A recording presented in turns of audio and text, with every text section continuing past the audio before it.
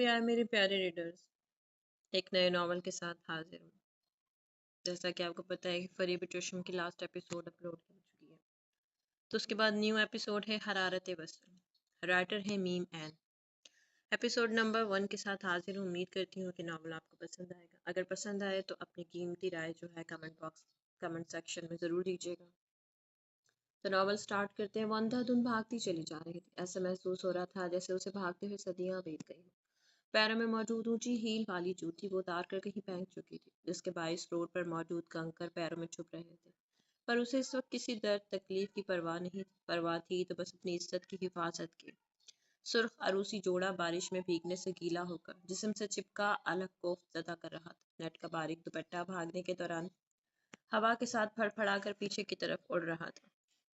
محض چند گھنٹوں میں ہی اس کی زندگی نے ایسا پلٹا کھایا تھا کہ منہ کے بل آ گری تھی۔ بھاگتے ہوئے سے محسوس ہوا کہ پیچھے بھاگتے آدمی قریب تر آ چکے ہیں۔ وہ موڑ مڑتی دوسرے روڈ پر آئی۔ جب قریب ترین آتی گاڑی کی تیز ہیڈ لائٹس نے اس کی آنکھوں کو چوندھیا دیا۔ بہت مشکل سے اس نے اپنے قدم روکے۔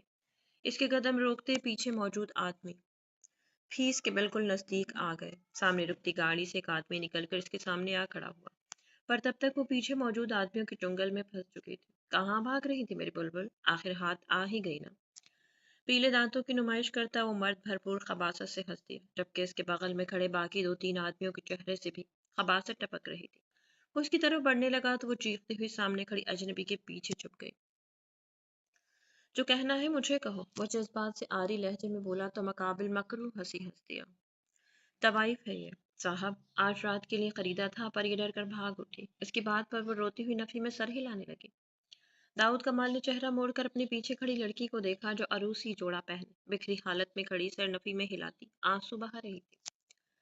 بارش کے باعث جوڑا بھیگ کر بدن سے چپکا ہوا تھا۔ دلکش سراپا آیا تھا جسے وہ نیٹ کے باریک دوپٹے سے چھپانے کی کوشش کرتی ہلکان ہو رہی تھی۔ دلکش چہرے پہ خوف و ہراس پھیلا ہوا تھا۔ نہیں، یہ بکواس کر رہا ہے۔ میں طوائف نہیں ہوں، اللہ کی قسم میں طوائف نہیں ہوں، ایک شریف لڑکی ہوں۔ کرب سے کہتی اپنی معصومیت کا یقین دلانے کی کوشش کرتی وہ پھوٹ پھوٹ کر روتی۔ جانے کیا سوچ کر پل بھر میں اس پر یقین کر بیٹھا۔ سخت تاثرات لیے وہ ان آوارہ آدمیوں کی طرف مڑا۔ 1 سیکنڈ میں دفع ہو جاؤ یہاں سے، ورنہ تم لوگوں کو اندر کروانے میں ایک پل بھی نہیں لگے گا مجھے۔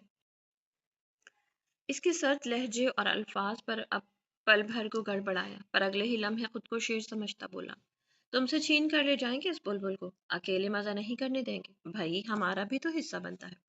اس کا جملہ مکمل ہونے سے قبل ہی داؤد بھاری ہاتھ اس کے منہ پر چڑھ گیا، پھر وہ رکا نہیں، انہیں بری طرح سے دھنک کر رکھ گیا۔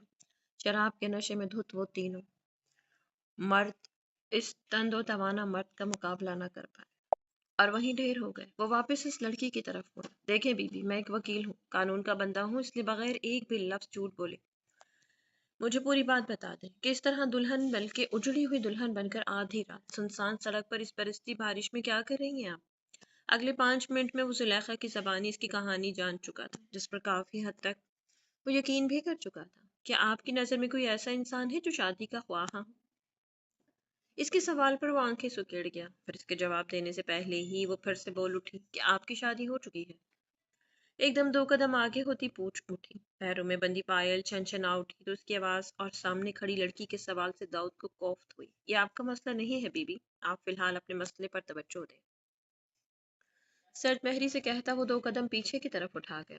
میرے مسئلے کا حل اسی سوال میں پوشیدہ ہے۔ دیکھیں میں جانتی ہوں آپ مجھے ایک بد کردار اور بری لڑکی سمجھ رہے ہیں، پر میں بہت مجبور ہوں، پلیز مجھ سے شادی کر لیں۔ اس کے سر پر بم بلاسٹ کرتی وہ اگلے ہی پل جھکتی اس کے پیر پکڑ گئی تو داؤد کمال پتھرا گیا۔ وہ ساکت نظروں سے اپنے پیروں میں جھکی لڑکی کو دیکھ رہا تھا۔ اگلے ہی پل وہ پیچھے کی طرف قدم اٹھا گیا۔ داؤد کمال تھا جسے عورت کی عزت کرنا بچپن سے سکھایا گیا تھا، جو عورت کی عزت کو اپنی عزت سے بھی زیادہ مقدم سمجھتا تھا۔ اس کے لیے عورت پیر کی جوتی نہیں سر کا تاج تھی۔ وہ کیسے ایک عورت کو اپنے پیروں میں بیٹھے رہنے دے سکتا تھا؟ داؤد کمال کی غیرت پر ضرب تھی یہ حرکت۔ جو بھی بات کرنی ہے مقابل آ کر کریں، عورت پیر کی جوتی نہیں سر کا تاج ہے۔ وہ لڑزتی ہوئی اٹھ کھڑی اور اس کے مزید بولنے سے پہلے خود بول پڑی، جیسے ڈر ہو کہ وہ صاف انکار نہ کر دے۔ میں وعدہ کرتی ہوں میری موجودگی سے آپ کی زندگی بالکل بھی متاثر نہیں ہوگی۔ میرا ہونا یا نہ ہونا ایک برابر ہوگا آپ کے لیے۔ آپ کی زندگی کے کسی معاملے میں مداخلت نہیں کروں گی، کسی بے جان شے کی طرح ایک کونے میں پڑی ہی رہوں گی۔ بس مجھ سے شادی کر کے میری عزت کی حفاظت کر دیں، بس اس کی بات پر داؤد کمال نے گہری نظر اس کے چہرے پر ڈالی. اس کا چہرہ چیخ چیخ کر سچائی ظاہر کر رہا تھا. وہ انکار کرنا چاہتا تھا، صاف انکار، پر نہ جانے کیا سوچ کر ایسا کر نہیں پا رہا تھا. پھر اچانک کوئی بات اس کے دماغ میں کلک کی. ٹھیک ہے، میں تیار ہوں آپ سے شادی کرنے کے لیے، پر آپ یہ مت سمجھیے گا کہ میں آپ کے لیے کر رہا ہوں. میں صرف اور صرف اپنے لیے کر رہا ہوں. داؤد کمال کسی کا ادھار نہیں رکھتا. اس کی بات پر وہ الجھ کر اسے دیکھنے لگی. کیا مطلب؟ وہ آنکھوں میں الجھن لیے پوچھنے لگی. میری عمر 32 سال ہو چکی ہے اور میری ماں کا ارمان ہے داؤد کمال کے ماتھے پر شادی شدہ کا لیبل لگانے کا. آپ سے شادی کر کے میں اپنی ماں کی خواہش پوری کر سکتا ہوں. سکون سے کہتا وہ ٹائی کی نوٹ ڈھیلی کرنے لگا. آپ 32 سال کے ہیں اور ابھی تک غیر شادی شدہ ہے. داؤد کو سمجھ نہ آئی کہ یہ سوال تھا یا بیان. آپ کو اعتراض کس بات پر ہے؟ میرے 32 سال کے ہونے پر یا غیر شادی شدہ ہونے پر؟ حالانکہ اعتراض میری ظاہری شخصیت پر ہونا چاہیے. اس کی بات پر وہ جھٹ سے نفی میں سر ہلا گئی. نہیں، مجھے کسی بھی بات پر اعتراض نہیں. میں اس بات پر آپ کی مشکور ہوں کہ آپ مجھ سے شادی کرنے کی رضامند ہو گئے ہیں. وہ کہنے کے ساتھ ہی سینے سے لپٹا دوپٹہ مزید کسنے لگی. اس کی بے چینی محسوس کرتا وہ گاڑی کے کھلے دروازے سے اندر ہاتھ ڈال کر فرنٹ سیٹ سے اپنا کالا کوٹ اٹھا کر اس کی طرف بڑھا گیا، جو وہ جھجکتی ہوئی اس کے ہاتھ سے کوٹ تھام کر اپنے بھیگے لباس پر پہن. سردی کی بھیگی رات میں وہ خود بھی بھیگی شرٹ پہنے کھڑا تھا، پر اگر سامنے کھڑی نازک لڑکی ٹھنڈ میں بھیگتی اپنے بھیگے بدن کو چھپانے کی کوشش میں ہلکان رہتی تو لعنت ہی داؤد کمال کی مردانگی پر. میرے گھر کے قریب مسجد ہے، نکاح کے لیے وہاں جانا ہوگا ہمیں. اگر آپ مجھ پر یقین کر کے میرے ساتھ بند گاڑی میں اکیلے سفر کرنے پر رضامند ہیں تو ابھی چلتے ہیں، کیونکہ پہلے ہی رات کافی بیت چکی ہے. اس کی بات پر وہ سر ہلا کر گاڑی کی طرف بڑھ گئی. اعتبار کرنے کے علاوہ کوئی اور آپشن بھی تو نہیں ہے میرے پاس، اور جو انسان مجھے 3 موالیوں سے بچا سکتا ہے اتنا اعتبار تو میں کر ہی سکتی ہوں. گاڑی میں بیٹھنے سے پہلے اس کے الفاظ داؤد کے کانوں میں پڑے تھے. کچھ ہی دیر میں قریبی مسجد میں بیٹھے دو اجنبی افراد ہمیشہ کے لیے ایک دوسرے سے بن چکے تھے. نکاح کے بعد وہ اسے ساتھ لیتا کمال ہاؤس کی طرف بڑھ گیا. تو نے کیا کر ڈالا؟ لٹ گئی میں، مٹ گئی میں. ہاں او جی او، ہو گئی میں تیری دیوانی دیوانی تیری دیوانی دیوانی. رات کے کھانے کے ٹیبل پر بیٹھی وہ زور و شور سے گنگنانے میں مگن تھی. اس کے سامنے بیٹھا وجود ضبط کرنے پر مجبور تھا، جبکہ باقی افراد اپنی ہنسی چھپانے کی کوشش کر رہے تھے. لٹ گئی میں، مٹ گئی، ہاں جی او جی، ہو گئی میں تیری دیوانی دیوانی تیری دیوانی. رات کے کھانے کے ٹیبل پر بیٹھی وہ زور و شور سے گنگنانے میں مگن تھی. اس کے ساتھ بیٹھا وجود ضبط کرنے پر مجبور تھا، جبکہ باقی افراد اپنی ہنسی چھپانے کی کوشش کر رہے تھے. ہاں جی جناب، ہم جانتے ہیں کہ محترمہ زونیہ صاحبہ اپنے آدم کمال کی دیوانی ہے. چیخ چیخ کر اعلان نہ بھی کرے. آپ تو یہاں بیٹھا ہر فرد اس بات کا گواہ ہے. طالب کی بات پر آدم نے اسے بھرپور گھوری سے نوازا. آئی تھنک تمہارے پاس کافی پیسے جمع ہو چکے ہیں، اور اب اگر 1 ماہ کے لیے تمہاری پاکٹ منی بند کر دی جائے تو تمہاری جیب پر خاص فرق نہیں پڑے گا. اس کے ٹھنڈے ٹھار انداز اور الفاظ پر طالب گڑبڑا کر رہ گیا. کیا بات کرتے ہیں بھیا، میں تو بس مذاق کر رہا تھا. بغیر ہڈی کی زبان اکثر پھسل ہی جاتی ہے. بوکھلا کر صفائی دے بیٹھا کہ کہیں واقعی پیسوں سے ہاتھ نہ دھونے پڑ جائیں. خیال رہے کہیں یہ بغیر ہڈی والا ایک پرزہ تمہاری ہڈیوں کو لاتعداد پرزوں میں تقسیم نہ کروا دے. آدم کمال کی بات پر وہ حلق تک تر کرتا محض سر ہلا گیا. خدشہ تھا کہ کہیں ایک لفظ مزید نکالنے پر باقی کوئی سزا کا تعین نہ ہو جائے. باقی سب افراد کے لبوں پر دبی دبی سی ہنسی مچل رہی تھی. کتنی دفعہ کہا ہے کہ کول رہا کرے، غصے میں بالکل بھی اچھے نہیں لگتے. آگ اگلنے والے ڈریگن لگتے ہیں. شرارت سے کہتی ہوئے بالوں کو جھٹکا دے کر کمر پر گرا گئی. لگتا ہے اس ٹڈی کو اپنی جان بالکل بھی نہیں پیاری. طالب پاس بیٹھے اشر کے کان میں گھس کر بولا. بالکل صحیح کہا، مجھے اپنی جان بالکل نہیں پیاری، کیونکہ اس جان سے بھی پیارا کوئی اور ہے میرے لیے. اٹھلا کر کہتی وہ فورک میں آملیٹ کا ٹکڑا پھنسا کر منہ میں ڈال گئے. اس کی بات پر طالب اور اشر کو بے ساختہ کھانسی کا دورہ پڑا تھا، جو کسی اور جان سے پیارے کے گھورنے پر ختم ہوا تھا. وہ ہاتھ میں پکڑا چھری کانٹا زور سے پلیٹ میں پٹک گیا. کبھی انسان ہونے کا ثبوت بھی پیش کر دیا کرو تم دونوں، بغیر سینگ کے گدھوں کی طرح نہ ہر وقت ہانکتے رہا کرو. اپنی بھرپور عزت پر وہ دونوں صدمے سے ایک دوسرے کو دیکھ کر رہ گئے، جبکہ زونیہ کا مدھر کہا گونج اٹھا. تبھی شور سنتی فارا کمال وہاں آئی. کیا شور مچا رکھا ہے بچوں کی طرح؟ ان کے ڈپٹنے پر سب ایک دم اپنی آوازیں بند کر گئے. یہ تھے کمال ہاؤس کے مکین، اس گھر کے سربراہ کمال احمد. فارا کمال تھی جن کو اللہ نے 3 بیٹوں سے نوازا تھا. سب سے بڑے آدم کمال جو اپنے باپ کا بزنس سنبھال رہا تھا، بلکہ اسے عروج پر لے جا چکا تھا. اس کے بعد طالب کمال جس نے MBA کرنے کے بعد کچھ ماہ پہلے ہی آفس جانا شروع کیا تھا، اور سب سے چھوٹا اشر کمال جو یونیورسٹی کے آخری سال کا اسٹوڈنٹ تھا، پر ان سب سے بڑا داؤد کمال تھا۔ کمال احمد کی پہلی بیوی سائمہ کمال کی اولاد۔ جب داؤد 4 سال کا تھا تب سائمہ کی ایک ایکسیڈنٹ میں وفات ہو گئی۔ 4 سال گزرنے کے بعد کمال احمد کی شادی فارہ احمد سے ہو گئی اور اللہ نے انہیں 3 مزید بیٹوں سے نوازا۔ داؤد جب 20 سال کا ہوا تو ہارٹ اٹیک کے سبب کمال احمد وفات پا گئے۔ داؤد کمال نے بن کہے پورا گھر سنبھال لیا۔ زونیا فارہ احمد کی یتیم بھانجی تھی جسے بھائی اور بھابھی کی حادثاتی وفات کے بعد وہ اپنے ساتھ لے آئی۔ تب زونیا محض 3 برس کی تھی۔ یوں زونیا چپکے سے اس گھر کے ساتھ وہاں کے رہنے والوں کے دل کی مکین بھی بن گئی اور یہ لڑکی آدم کمال کی دیوانی تھی جسے وہ نظر بھر کر دیکھتا بھی نہ تھا۔ لاس ویگاس رات کے اس پہر میں روشنیوں میں ڈوبا ہوا تھا۔ وہاں کے سب سے بڑے کسینوں میں لوگ حرام مشروب پیتے جوا کھیل رہے تھے۔ ایسے میں اس کی پرسوچ نگاہیں کہیں اور ہی جمی ہوئی تھی۔ دائیں ہاتھ کی انگلیوں میں سگار سلگ رہا تھا۔ تبھی اسے نسوانی چیخوں کی آواز سنائی دی اور ان چیخوں پر بالکل بھی متوجہ نہ ہوتا اگر وہ آواز شناسا نہ ہوتی۔ اس آواز کو تو وہ ہزاروں یا لاکھوں میں بھی پہچان سکتا تھا۔ یہ آواز اس کی سماعتوں میں بسی ہوئی تھی۔ اس نے ایک جھٹکے سے سر گھمایا تو 2 لمبے چوڑے آدمی ایک لڑکی کو گھسیٹ کر سامنے بنے کمروں کی طرف لے جا رہے تھے۔ لڑکی نے گھٹنوں تک آتا بلیک اسکرٹ اور کمر کو چھپانے میں ناکام سلیو لیس شرٹ پہنی ہوئی تھی۔ بھورے اور سنہری بال اونچے جوڑے میں بندھے تھے۔ یہ لڑکی وہ نہیں تھی، وہ ہو ہی نہیں سکتی تھی۔ وہ سر جھٹک کر نظریں پھیرنے لگا جب اس لڑکی نے چہرہ موڑ کر مدد کے لیے چلانا شروع کیا۔ وہ جو نظریں پھیرنے کا ارادہ رکھتا تھا، اس کی آنکھیں وہیں ساکت ہو گئی۔ اگلے ہی پل وہ تیر کی تیزی سے اس کی طرف لپکا اور اس کی دائیں بائیں موجود آدمیوں کے جبڑوں پر مکے چڑھ دیے۔ وہ اس حملے کے لیے تیار نہ تھے، اس لیے پل بھر میں ڈگمگا گئے، پر اگلے ہی لمحے سنبھل کر جوابی وار کرنے لگے۔ جب اس کے چہرے پر نظر پڑتے ہی اس کے چہرے کی ہوائیاں اڑی۔ باس آپ؟ وہ آدمی ہکلا کر بولا تو اس کے چہرے پر ایک اور مکہ جڑ گیا، جبکہ وہ لڑکی بغیر اس کی طرف دیکھے تیزی سے اس کے پیچھے چھپ گئی۔ زبردستی کیوں لے جا رہے اس لڑکی کو؟ سرمئی آنکھیں اس کے چہرے پر گاڑ کر بولا تو آدمی سر جھکا گیا۔ باس، اس کے شوہر نے 80 لاکھ میں بیچا ہے اسے، پیار سے مان نہیں رہی تھی تو زبردستی کرنی پڑی۔ اس کی بات پر وہ لب بھیج گیا۔ دفع ہو جاؤ یہاں سے اور آج کے بعد اس لڑکی سے 100 فٹ دور نظر آؤ۔ اس کے حکم پر وہ دونوں سر ہلا کر وہاں سے چل دیے تو وہ رخ موڑ کر پیچھے کھڑی لڑکی کے سامنے کھڑا ہو گیا۔ آنکھیں سرخ انگارہ ہو رہی تھی۔ 5 سال بعد اس بزدل لڑکی کو اپنے سامنے دیکھا تھا باسط درانی نے، پر جس حال میں دیکھا تھا دل کر رہا تھا اس کا نیم برہنہ وجود خود ہی اپنے ہاتھوں سے جلا کر راکھ کر دے، جس کی دلکشی سے لاتعداد لوگ آنکھیں سیک چکے تھے۔ ایمان احمد اسے اپنے مقابل پا کر شرم سے ڈوب مر جانے کو تھے۔ باسط نے اپنا لانگ کوٹ اتار کر اس کے شانوں پر ڈالا اور اس کا ہاتھ تھام کر وہاں سے نکل آیا۔ گاڑی کے قریب پہنچ کر اسے دھکا دے کر بٹھایا، پھر خود بیٹھتا فل اسپیڈ میں گاڑی آگے بڑھا گیا۔ کسینوں سے فلیٹ تک وہ ایک لفظ نہ بولا تھا، بس ضبط سے اس کی مدھم سسکیاں سنتا رہا تھا۔ گاڑی پارک کر کے وہ اس کی طرف آیا، دروازہ کراس کر کے اس کا ہاتھ پکڑتے کمرے کی طرف بڑھ گیا۔ کمرے میں پہنچ کر اس نے ایک جھٹکے سے اس کا ہاتھ چھوڑا تو وہ زمین پر جا گری۔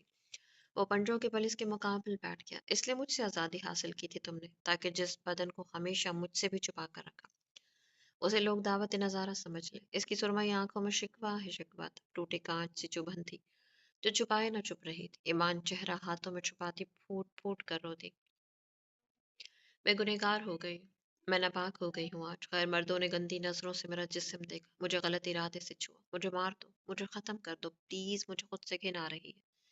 ہزیانی ہوتی ہے اس کے ہاتھ پکڑ کر اپنے گلے پر رکھتی دبانے لگی۔ باسط نے ہاتھ چھڑوا کر اسے کندھوں سے تھامتا زوردار جھٹکا دی۔ ہوش میں آؤ، پاگل ہو گئی ہو تم، پاک اور شبنم کے پہلے قطرے کی طرح پاک، سمجھی؟ اس کے لہجے کا سرد پن اور اپنے دکھ محسوس کرتی وہ بلک رہی تھی۔ باسط نے اسے پکڑ کر بیڈ پر بٹھایا اور پانی کا گلاس اس کے لبوں سے لگایا، پھر الماری کی طرف بڑھا اور اپنا ایک ٹراؤزر شرٹ نکال کر اس کے قریب آیا۔ سامنے وہ رہا باتھ روم، 2 منٹ میں چینج کر کے آؤ۔ وہ ڈریس اس کے ہاتھ میں پکڑاتا باتھ روم کی طرف اشارہ کرتے بولا تو وہ کانپتی ٹانگوں کو ہمت دیتی باتھ روم کی طرف بڑھ گئی۔ چینج کر کے وہ واپس کمرے میں آئی تو وہ سر ہاتھوں میں گرائے بیڈ پر بیٹھا تھا۔ اس کی موجودگی محسوس کرتے وہ اٹھا اور اس کے بالکل سامنے کھڑا ہو گیا۔ وہ اس سے بہت سے سوال کرنا چاہتا تھا، پر اس وقت اس کی حالت قابل رحم لگ رہی تھی۔ فی الحال صرف ایک سوال پوچھوں گا، اپنے شوہر سے تعلق رکھنا چاہتی ہیں؟ جانے ضبط کا کون سا عالم تھا یہ جو باسط درانی اپنی محبوبہ سے اس کے شوہر کے ساتھ تعلق کا پوچھ رہا تھا؟ 5 ماہ پہلے مجھے طلاق دے چکا ہے وہ، بتاثر چہرے میں بولی تو ایک پل کے لیے باسط درانی کی آنکھوں کا رنگ بدلا تھا۔ اگلے ہی پل وہ اپنے قدم پیچھے اٹھا گیا۔ ریسٹ کریں، آپ کو آرام کی ضرورت ہے، کھانا بھجواتا۔ نظریں اس پر سے ہٹا کر کہتا وہ کمرے سے نکل گیا، جبکہ ایمان بیڈ پر ٹھہ گئی۔ جانے اور کتنے امتحان باقی تھے اس کی زندگی میں ابھی، وہ بہت تھک گئی تھی، بہت زیادہ۔ وہ اسے لے کر جس وقت گھر پہنچا آدھی رات گزر چکی تھی، سب سو چکے تھے، اس لیے وہ اسے لیتا سیدھا اپنے کمرے کی طرف آیا۔ کمرے کے بیچوں بیچ لا کر اس کا ہاتھ چھوڑا اور ہاتھ میں پکڑا بیگ صوفے پر پھینکا، پھر مڑا اور دروازہ لاک کر کے واپس اس کے پاس آیا۔ آپ کے کپڑے بھیگ چکے ہیں، ایسے بیمار پڑ جائیں گی، سامنے ڈریسنگ روم ہے اور اس کے ساتھ باتھ روم۔ ڈریسنگ روم میں جائیں، وہاں آپ کو میرے کپڑے مل جائیں گے، فی الحال ان میں سے کسی سے کام چلا لیں، کیونکہ اس وقت لیڈیز ڈریس ارینج کرنا مشکل ہے تھوڑا۔ اس کی بات پر وہ سر ہلاتی ڈریسنگ روم کی طرف بڑھ گئے۔ داؤد نے گہرا سانس بھرتے الماری سے اپنا نائٹ ڈریس نکالا اور باتھ روم کی طرف بڑھ گیا۔ نہا کر فریش ہو کر وہ باہر نکلا تو سامنے ہی وہ اس کا جمپ سوٹ ہاتھ میں پکڑے کھڑی تھی۔ داؤد نے سوالیہ نظروں سے اسے دیکھا۔ وہ مجھے فریش ہونا ہے، وہ جھجک کر بولی تو داؤد سر ہلا گیا۔ جھجکنے کی ضرورت نہیں ہے، جتنا یہ کمرہ میرا ہے اتنا ہی اب آپ کا ہے۔ آپ فریش ہو جائیں، میں کھانا لاتا ہوں کیونکہ کافی بھوک لگ رہی ہے مجھے اور یقیناً آپ کو بھی لگ رہی ہوگی۔ اپنی بات مکمل کرتے اس کا جواب سنے بغیر وہ کمرے سے باہر نکل گیا تو وہ اس کی پشت دیکھتی باتھ روم کی طرف بڑھ گئی۔ وہ فریش ہو کر باہر آئی تو تب تک صرف کھانا ٹیبل پر لگا چکا تھا بلکہ کمرے میں ہیٹر بھی آن کر چکا تھا۔ اس نے گرم پانی سے شاور لیا تھا پر پھر بھی سردی لگ رہی تھی، پر کمرے میں آ کر ایک دم سکون کا احساس آ جائے۔ اسے دیکھ کر وہ کمرے میں ایک طرف پڑے 2 سیٹر صوفے کی طرف ہاتھ بڑھ گیا، جس کے آگے پڑے کانچ کے ٹیبل پر کھانا پڑا ہوا تھا۔ وہ ہاتھ مسلتی دھیرے دھیرے قدم اٹھاتی صوفے کی طرف بڑھی تو اس کے اشارے پر اس کے ساتھ بیٹھ گئی۔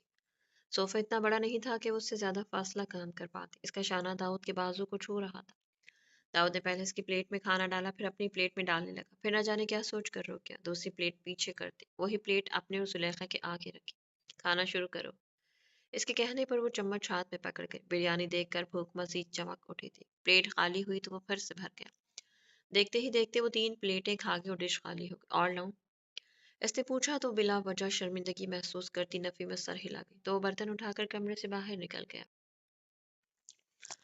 زلیخا اب کی دفعہ کمرے کا تفصیلی جائزہ لینے لگی۔ کمرہ کافی سے بھی زیادہ بڑا تھا، دیواروں پر ہلکے گرے رنگ کا پینٹ ہوا تھا، ایک پوری دیوار کے آگے ڈارک گرے پردے لٹک رہے تھے، شاید اس کے پیچھے کچھ تھا۔ کمرے کے درمیان میں کنگ سائز گول بیڈ پڑا تھا اور اس کے بالکل سامنے ڈریسنگ ٹیبل موجود تھا جس پر مختلف برانڈز کے پرفیومز رکھے تھے۔ اس کے ساتھ تھوڑے فاصلے پر صوفہ موجود تھا جس پر وہ اس وقت بیٹھی ہوئی تھی اور اس کے سامنے کانچ کا ٹیبل پڑا تھا۔ کمرے میں روم فریشنر کی میٹھی سے خوشبو پھیلی ہوئی تھی۔ بیڈ کے دائیں طرف ڈریسنگ روم اور اس کے ساتھ باتھ روم تھا۔ ایک اور دروازہ بھی موجود تھا جو شاید اسٹڈی روم تھا۔ اس کا کمرہ خوبصورت نہیں بلکہ شاندار تھا، بالکل اس کے خوابوں کے جیسا یا پھر اس سے بھی حسین۔ اس نے سوچا کہ پردہ ہٹا کر دیکھے کہ وہاں کیا ہے۔ وہ صوفے سے اٹھ کر ابھی چند قدم ہی چلی تھی جب داؤد کمرے میں واپس آیا۔ زلیخا وہیں رک گئی، نظریں جھکا کر کھڑی ہوئی تو اپنے حلیے کو دیکھتی شرم سے پانی پانی ہوئی۔ دوپٹے کے بغیر داؤد کے سامنے کھڑی تھی، گیلے بالوں سے پانی کے قطرے ٹپک کر اس کی شرٹ گیلی کر رہے تھے۔ ڈھیلی ڈھالی شرٹ کا گلا بھی اسے کافی کھلا تھا، کہاں داؤد کا اونچا لمبا مضبوط سراپا اور چوڑے شانے، اور کہاں وہ نازک سی لڑکی۔ ٹراؤزر بھی فولڈ کر کے پہنے کچھ قابل بنایا گیا تھا۔ وہ شرٹ کا گلا ٹھیک کرتی دونوں بازو سینے پر باندھ گئی۔ اس کا حلیہ اور جھجک کے سبب پڑتی سرخ رنگت دیکھتے داؤد کو نہ جانے کیوں ہنسی آئی، پر وہ لب بھینچ کر ہنسی روک گیا۔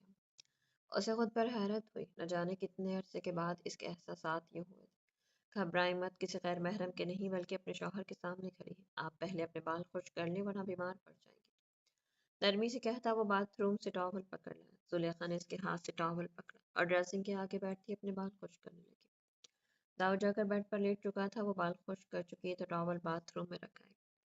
میں لائٹ آف کرائیں، مین لائٹ آف کرائیں سامنے اس بٹن سے، سو جائیں اگر اب کافی زیادہ وقت ہو چکا ہے۔ اسے کہتا وہ تکیے سے ہی کرنے لگا جبکہ وہ کنفیوز سی کھڑی تھی، پھر لائٹ بند کرتی ہمت کر کے بیڈ کی دوسری سائڈ پر آ کے لیٹ جائیں۔ اس کی بھاری آواز سن کر وہ جی کڑا کر دی، کنارے پر لیٹی تو داؤد اس پر کمبل ڈال گیا۔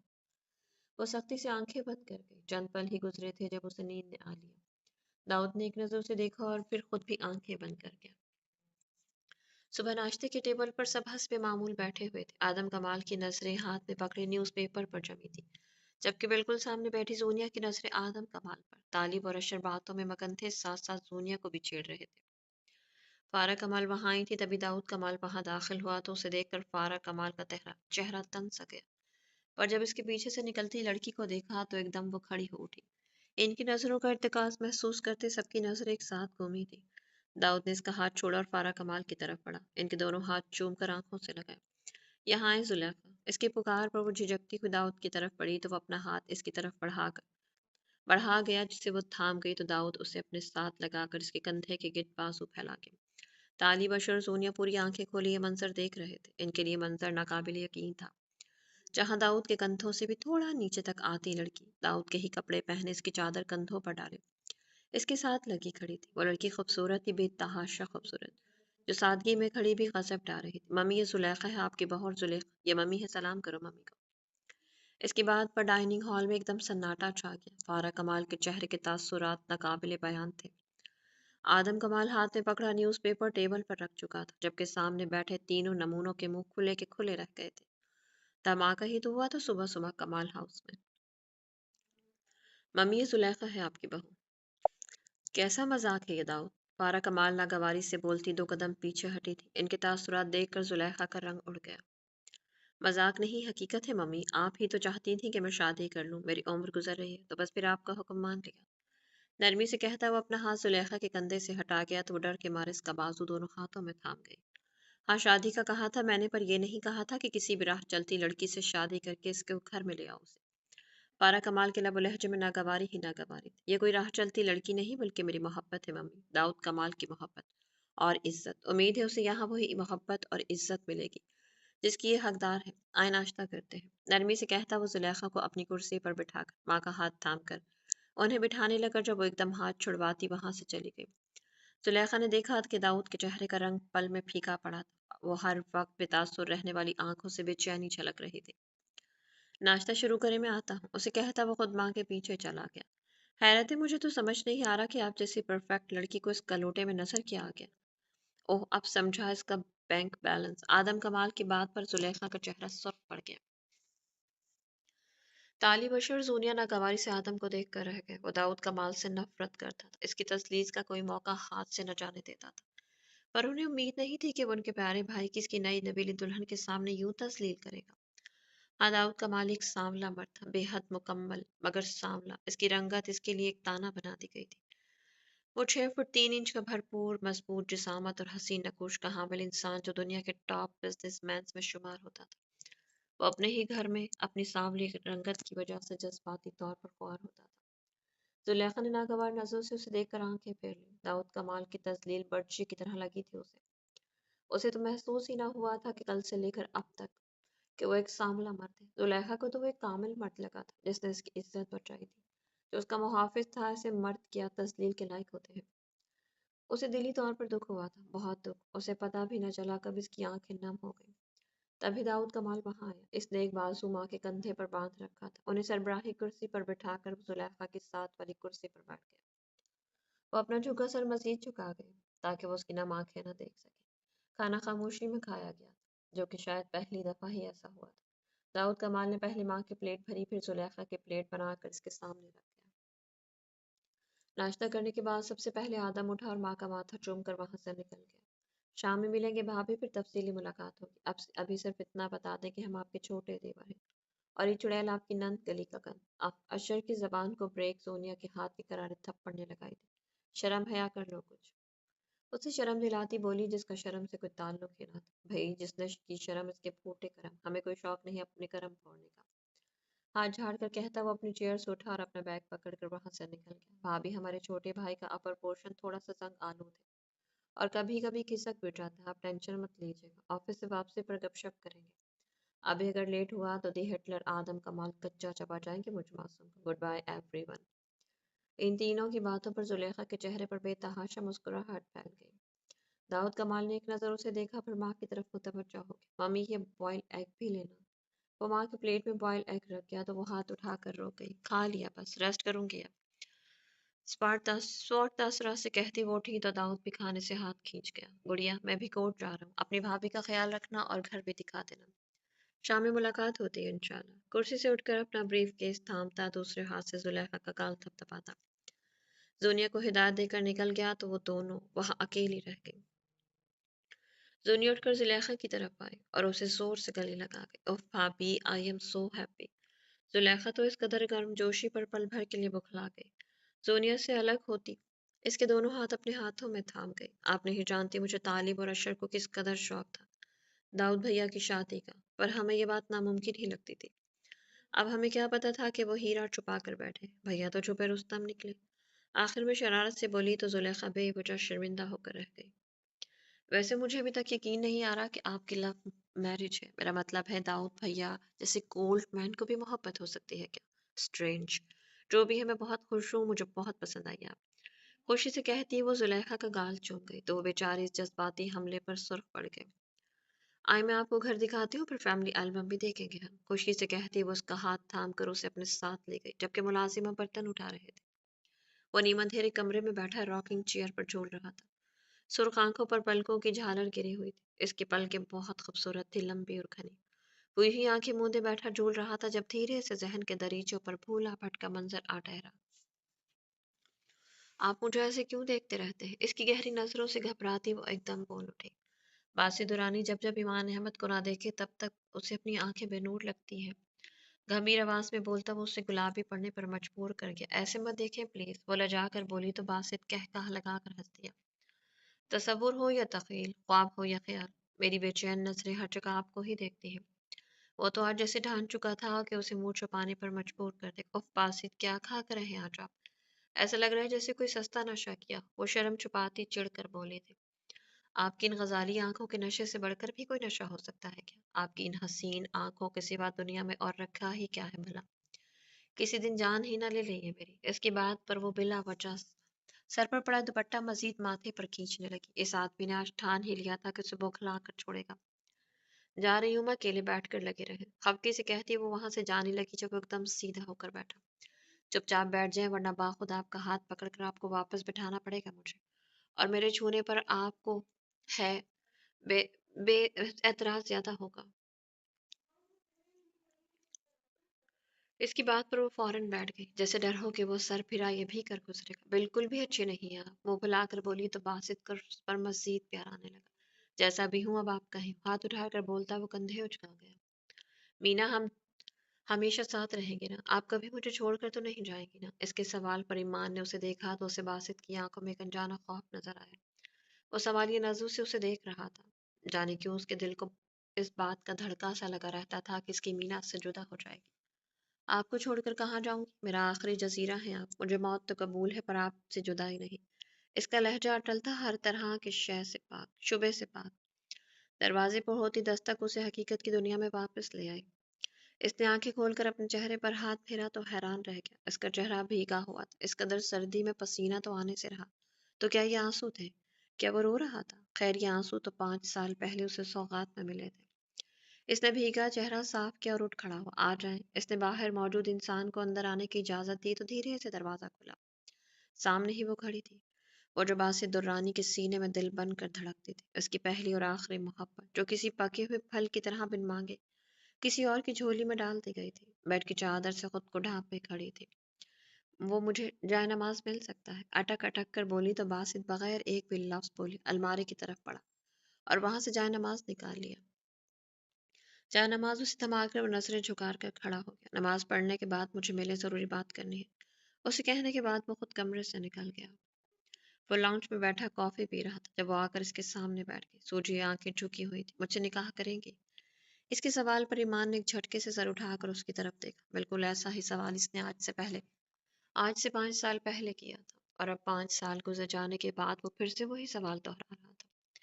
ایوان کی آنکھیں بھیگنے لگی، خوشی کے احساس سے نہیں بلکہ غم کے کرب سے. اس کا جواب آج بھی وہی تھا جو 5 سال پہلے تھا. نہیں. اس کے جواب پر باسط سرخ آنکھوں سے اسے دیکھنے لگا جیسے امید نہ ہو آج اس جواب کی. میں ایسا نہیں کر سکتی. اپنا جواب سناتی وہ چہرہ ہاتھوں میں چھپا گئی. نہیں، وجہ جانے کی گستاخی کر سکتا ہوں. بہت ضبط سے بولا تھا وہ، ورنہ دل کی حالت ایسی تھی کہ سب چیر پھاڑ کر رکھتے ہیں. کیونکہ میں خود کو آپ کے قابل نہیں سمجھتی. آپ ایک بہت اچھی لڑکی ڈیزرو کرتے ہیں، نہ کہ مجھ جیسے استعمال شد.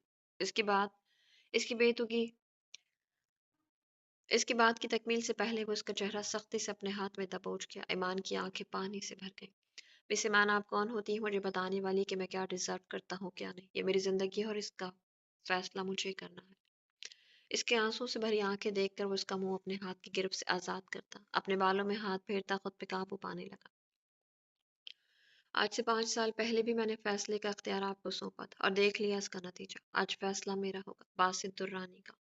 15 منٹ میں نکاح ہوا آ رہا ہے، خود کو ذہنی طور پر تیار کر لیں، ورنہ باخدا 16 منٹ کے بعد آپ بیٹھ کر باسط دورانی کی لاش پر بیٹھ کر آنسو بہا رہی ہوں گی، اور میں زبان کا کس قدر پکا ہوں آپ سے بہتر کون جانتا ہوگا یہ بات۔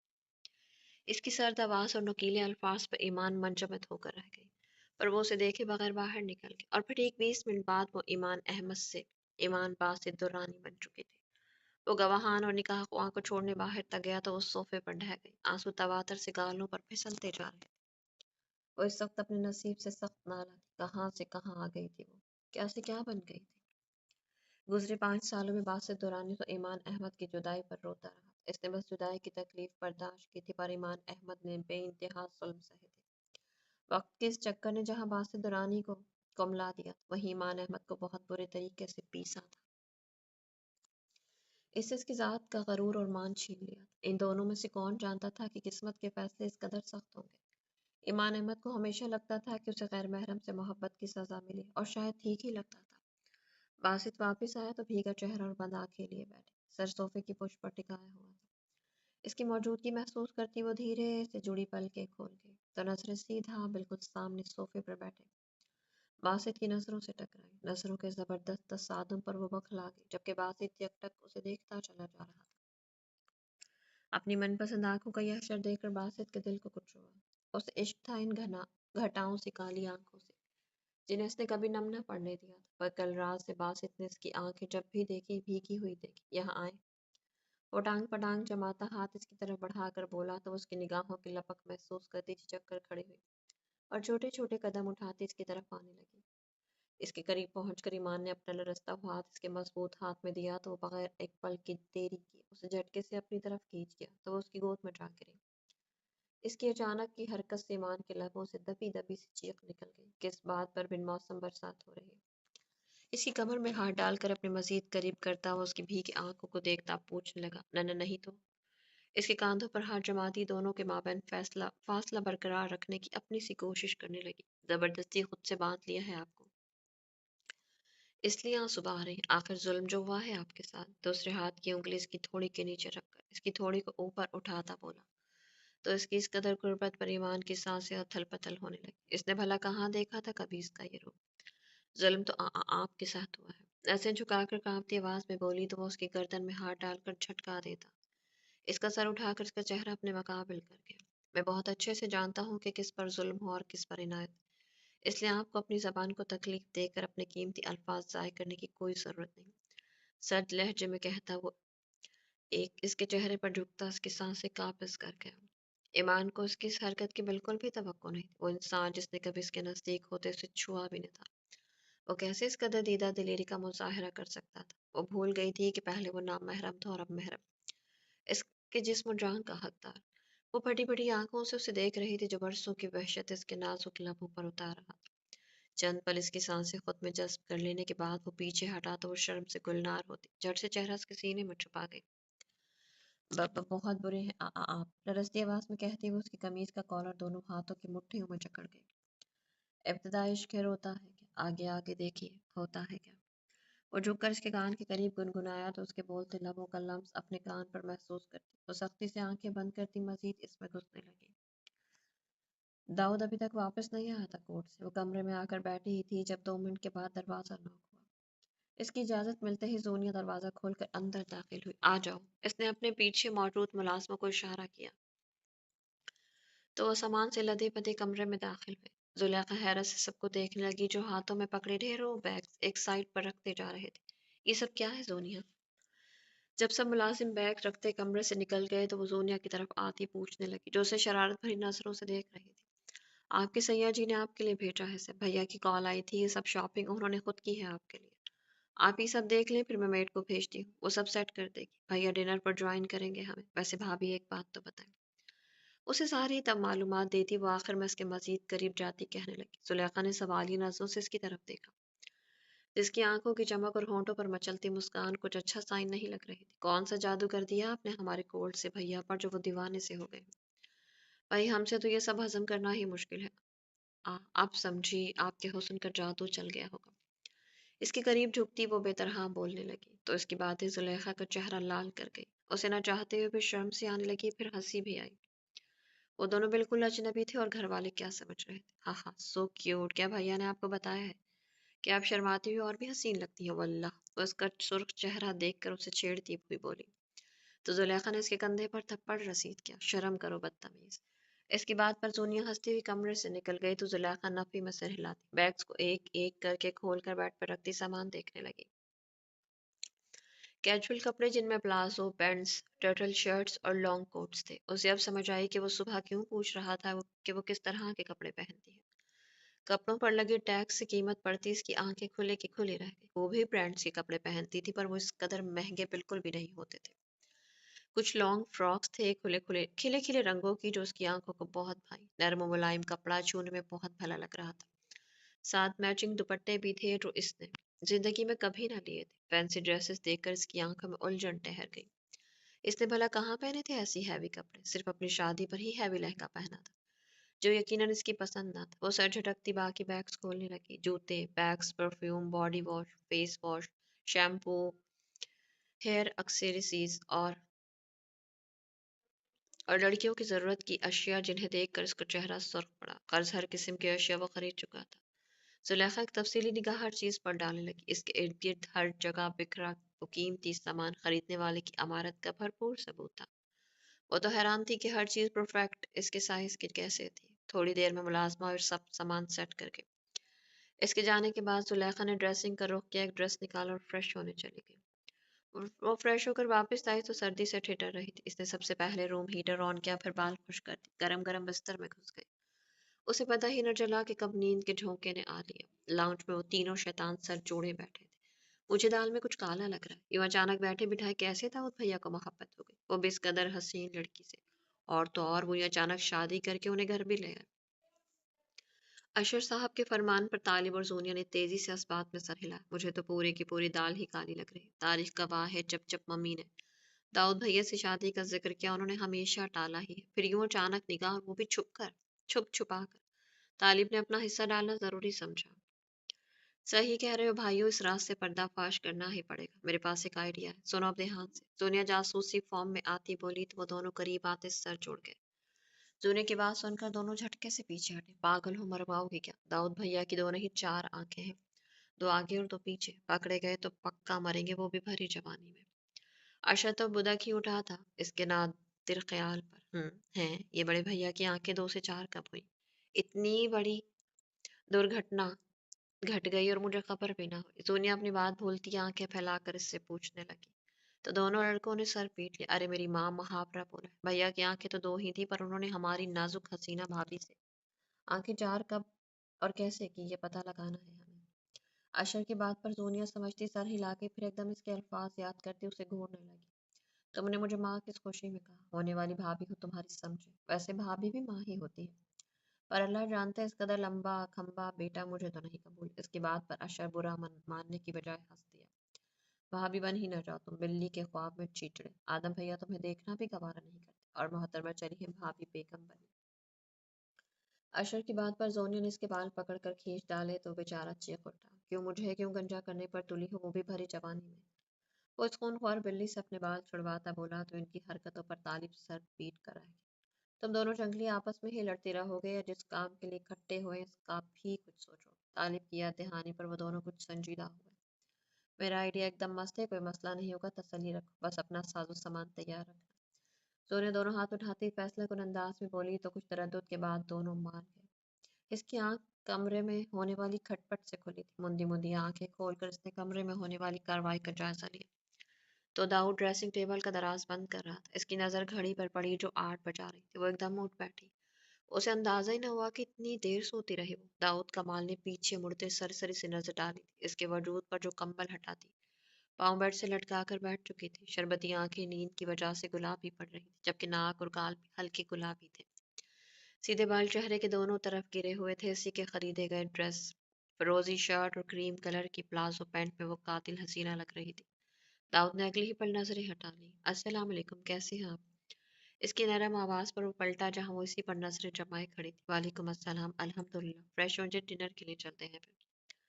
اس کی بات پر وہ سر ہلاتی باتھ روم کی طرف بڑھ گئی. جب واپس آئی تو وہ بیڈ پر بیٹھا موبائل استعمال کر رہا تھا. بھورے رنگ کی آرام دہ شلوار قمیض پہنے وہ معمول کے حلیے سے ہٹ کر مگر جانسی پر نظر لگا زلیخا کو. دائیں ہاتھ میں قیمتی گھڑی پہنے بائیں ہاتھ کی مٹھی کو بند لبوں پر جمائے وہ پوری طرح موبائل میں غرق تھا. چلیں. وہ اس کے قریب آتی بولی تو داؤں چونک کر نظریں موبائل سے ہٹا گیا. پر سر ہلاتا ہوں موبائل سائڈ ٹیبل پر رکھ گیا. اس نے سرسری سی نظر پورے کمرے پر دوڑائی. مجھے آپ سے بات کرنی تھی. دیکھیں میں جانتی ہوں ہمارا نکاح اچھا. اس کی بات مکمل ہونے سے پہلے وہ اسے کلائی سے پکڑ کر کھینچتا اپنے اوپر گرا گیا اور اس کے سوچنے سمجھنے کا موقع دیے بغیر اسے بیڈ پر منتقل کرتا خود اس پر جھکتا اس کی گردن میں منہ چھپا گیا. زلیخا کی آنکھیں کھلی کی کھلی رہ گئی. اسے سمجھ نہ آئی کہ اچانک ہوا کیا ہے. خاموش رہے. بالکل. دروازے کی طرف مت دیکھیے گا. بچے دروازے پر چھپے کھڑے ہمیں ہی دیکھ رہے. ایک لفظ بھی مت بولیے گا. اس کی سرگوشی پر زلیخا کی آنکھیں پھیل گئی. اسے سمجھ آ گئی وہ بچے کنہیں کہہ رہا تھا. اس کے بولتے لب حرکت کرتے اس کی گردن سے مس ہوتے اس کی جان ہلکان کر رہے تھے جبکہ داؤد کی گرم سانسیں الگ اس کے امتحان لینے کے در پر تھی. وہ اس کا ہاتھ تھام کر اپنے بالوں پر رکھ گیا تو اس کی اس قدر قربت اور نزدیکی زلیخا کی جان لبوں پر لے آئی. اس نے آنکھیں تھوڑی گھما کر دیکھا تو واقعی تھوڑے سے کھلے دروازے سے وہ تینوں بلائیں جھانک رہی. داؤد نے اس کی کمر میں ہاتھ ڈالتے کروٹ لی اور خود پشت کے بل بیڈ پر لیٹ گیا. اب زلیخا اس کے اوپر جھکی تو اس کے بال جھٹکے سے آگے کرتے دونوں کا چہرہ چھپا گیا. تو میرے پیارے رز امید کرتی ہوں کہ کہانی آپ کو اچھی لگی. کہانی اگر آپ کو اچھی لگی تو کمنٹ باکس میں اپنی قیمتی رائے کا اظہار ضرور کیجیے گا. نیو ناول کا فرسٹ ایپیسوڈ ہے. امید کرتی ہوں کہ پسند آئے گا. اور اگر آپ چینل پہ نہیں تو چینل کو سبسکرائب کیجیے گا. اپنا بہت سارا خیال رکھیے گا. تو ملتے ہیں کل نیکسٹ ایپیسوڈ کے ساتھ. تب تک کے لیے اجازت دیجیے. زلیخا اور داؤد کا رومانس کل شیئر کریں گے آپ کے ساتھ. تب تک کے لیے اجازت دیجیے. اللہ حافظ.